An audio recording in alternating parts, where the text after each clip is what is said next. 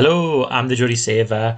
It's the start of June, so that means it's time for my May 2022 Vanguard Portfolio update. I really enjoy doing these videos, and it seems like the weeks are going really fast. So although I'm doing one a month of these types of videos, it feels like it's coming around really quickly.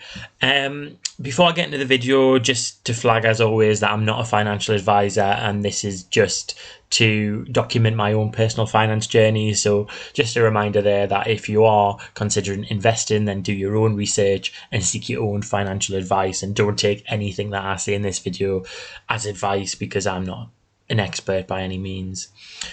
So we'll first of all just go through where we were at the end of April, or should I say where I was at the end of April. So my end balance was £5,611 in my Vanguard portfolio, and it was a pretty rough month, April, in terms of the market loss, because the value of my investments were down £181. So although I invested £200 that month, it sort of felt like there wasn't really much movement in the value of my investments.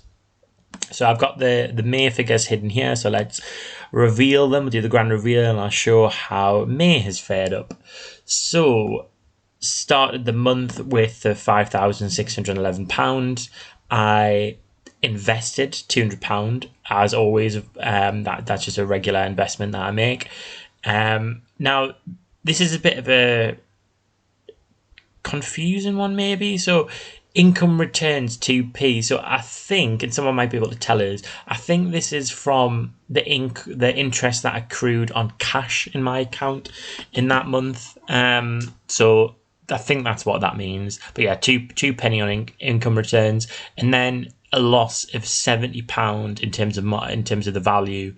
So it's still a loss, but it's better than April was. So it was a bit of a better month. So I didn't pay any fees in May, and it meant that overall the value had went from £5,611 to £5,741. So, because of the sort of big purchase, well, say big for me, purchase £200 a month, and offset slightly by the market loss, meant that I still was kind of, the value still going up, which is good.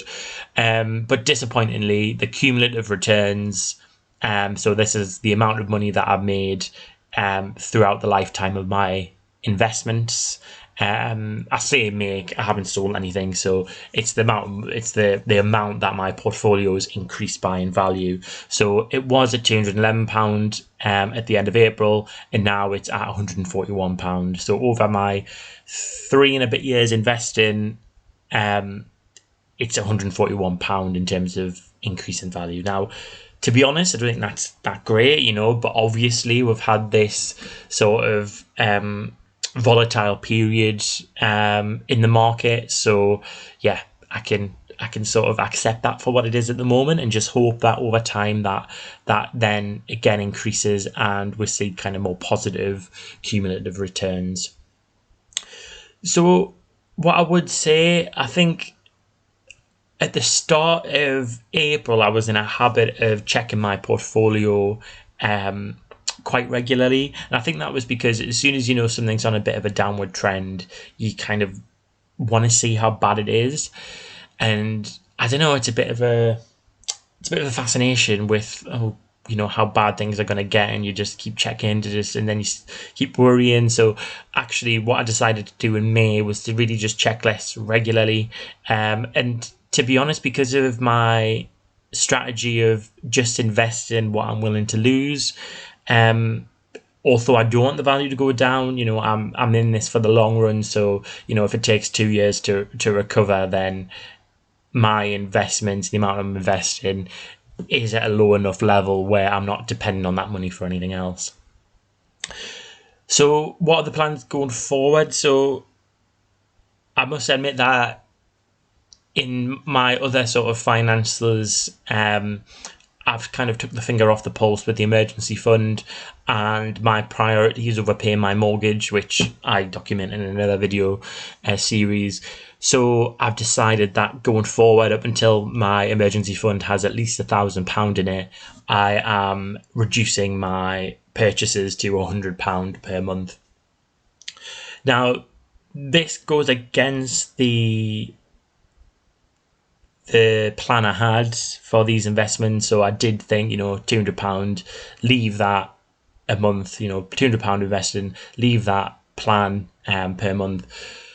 However, I do think that it gives me a sense of worry if I don't have an emergency fund or a bulky emergency fund. So although if I hit an emergency, if I had a big bill I needed paying, I could just sell these investments, but that would mean that I'm not going to sort of benefit from any potential future market gain, because once you sell them, they're sold and they're transferred to cash. So I've decided that instead of selling any investments, I am going to just reduce the amount I'm purchasing just up until I've got my emergency fund at least £1,000, that so it can give my mind a bit less worry. So hopefully that'll mean that I can be back up to the £200 per month investing by the start of next year. So just looking at my sort of summary figures, so you can see here, this was up until the 31st of May. So this snapshot was taken then. This is just a snapshot from my Vanguard account. Overall, I'd invested 5,600 and that had returned me £140.77. So that is the cumulative return that you saw in the other tab. And my personal rate of return is at the moment 6.73%, which is quite low from what it has been in the past, because it has been at the over 10%, or 15% level. And then so this is a bit of a spoiler alert for next month, because unfortunately you didn't get a chance to take the screenshot of this on the 31st of May, but these are what my holdings are. So I know people, well, I am, when I watch videos like this, I'm always interested to know what the holdings people have are. Again, this isn't financial advice, but it might be of interest to people to see how I invest my money in Vanguard. So the bulk of it is in 60% life strategy, and then I've got some in VWRL and some in VUSA. Now, people have pointed out in previous videos that I might be overexposed in certain things, because ultimately some of these will all be the same sort of some of these will be invested in the same thing, so which I totally appreciate. And for me, it's just having a dabble in different things. I think my strategy is, with the £200, the strategy was investing £100 in life strategy and £100 in VWRL a month. Now that I've reduced it to £100, it'll be £100 in VWRL per month, and then I'll increase to the £100 in life strategy when we get next January. Okay, so that's that for the video. It's been a bit of a rambly one, but yeah, as always, let me know if you're on a similar investment journey.